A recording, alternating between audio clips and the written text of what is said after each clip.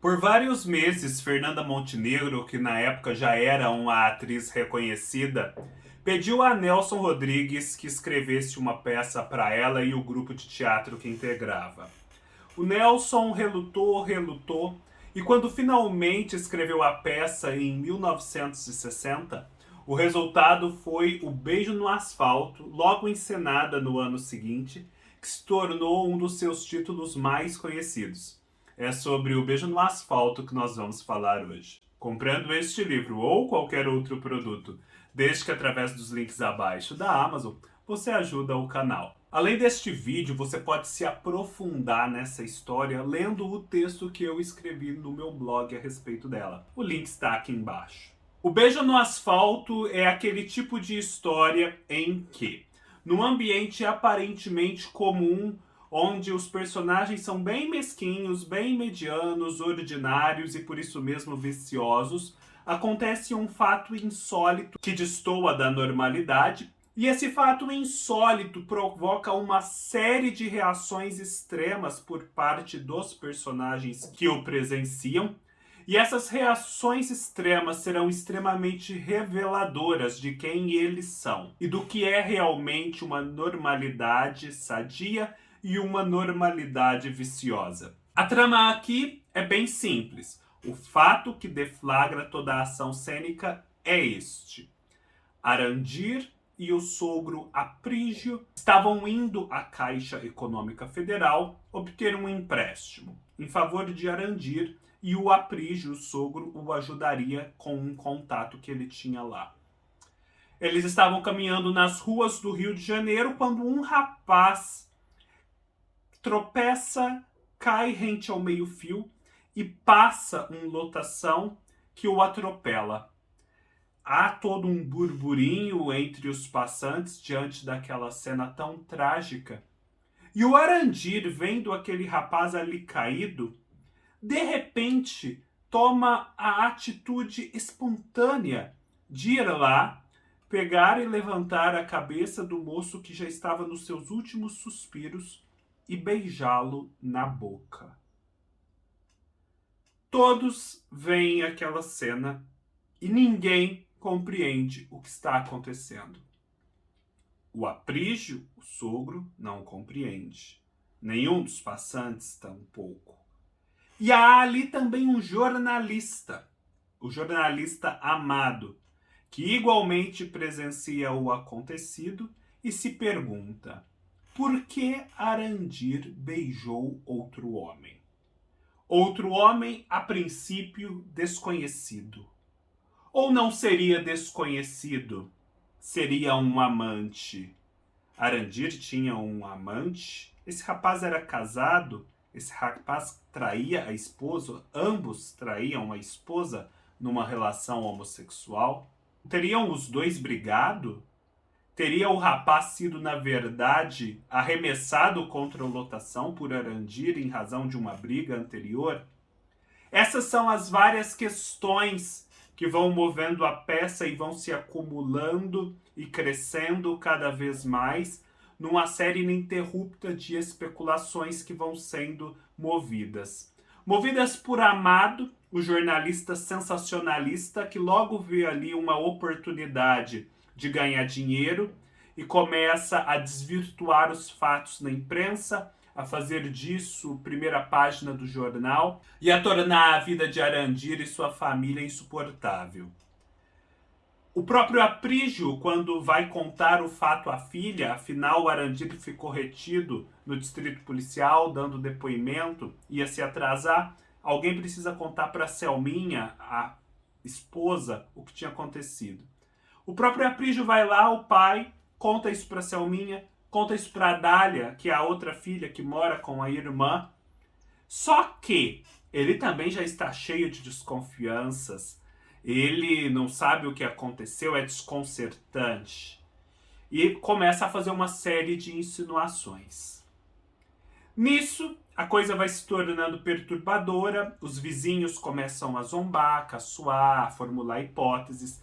Aí a imprensa começa a escalar a sua especulação, de modo que o que eram simples amantes homossexuais passam a ser um casal em que um matou o outro. Os colegas de trabalho zombam do Arandir de um tal modo que ele precisa pedir demissão. Enfim, o jornalismo sensacionalista torna a vida dessas pessoas um inferno. Porém, mesmo nós, público, nos perguntamos: por que cargas d'água o Arandir foi lá e beijou esse homem moribundo?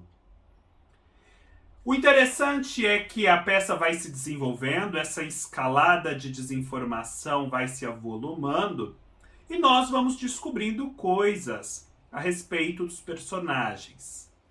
Sobre como era essa relação entre Arandir e Selminha, era um casamento saudável? Ele gostava de fato dela? Há também a cunhada que vive na mesma casa. Existe um desejo não confessado entre cunhado e cunhada? O Arandir diz que não. Afinal, ele fora muito sincero com Selminha um dia em que a Dália estava nua no quarto, só que a porta não estava trancada, ele entrou e a viu nua. Seria natural que ele sentisse desejo por ela e ele sentiu. Só que ele não guardou isso para si, ele foi lá e já disse isso para Selminha, contou o que tinha acontecido para que nenhum mal-entendido se perpetuasse. Então, assim, como um homem tão sincero, tão transparente, poderia estar traindo Selminha com outro homem? E esse Aprígio, o sogro, a gente vê que ele não aceita muito bem o casamento da Selminha com ele. Ele é um viúvo, ele, depois que se tornou viúvo, não arrumou outra mulher. Afinal, o que ele sente? De quem ele tem ciúmes? Porque ele até se recusa a pronunciar o nome do genro, Arandir. E a trama vai se desenrolando e a gente vai percebendo que muito mais do que uma história insólita, mais uma história do Nelson Rodrigues sobre vícios da classe média carioca, vícios domésticos sobretudo, nós temos aqui a exploração do que é ser um homem bom. Ser uma pessoa genuinamente boa, que faz do outro não um meio, mas um fim. E vamos percebendo, e o próprio Arandir vai se dando conta disso, vai se autoconhecendo nesse processo. E vendo que aquele beijo, na verdade, fora o gesto mais genuinamente humano e puro e desinteressado que ele já praticara na vida. Afinal, diante da fatalidade que roubava a vida àquele moço tão jovem, o que se podia era chegar perto e, não sendo possível salvá-lo, agradá-lo, reverenciá-lo em sua humanidade. Isso poderia ser feito por um beijo gratuito, desinteressado, um beijo que honra esse moribundo. E Arandir faz isso, só que isso destoa do entorno, isso destoa do que ele mesmo conhecia sobre si e estava acostumado a agir no mundo. E é o que há de mais puro. E essa pureza, em contraste com a vileza do entorno, provoca as reações extremadas, provoca o desnudamento dos vícios que se escondiam sob a aparente normalidade das personagens. Beijo no Asfalto é uma peça fantástica. É uma peça que lhe permite muitas leituras, muitas reflexões, e que tem toda uma ação dramática muito interessante, um suspense, uma vontade que o público tem de descobrir as razões do que aconteceu. Apesar de eu ter aqui meio que pincelado quais são essas razões, a verdade é que A leitura permite muitas outras interpretações, muitas outras leituras de cada um que entra em contato com ela.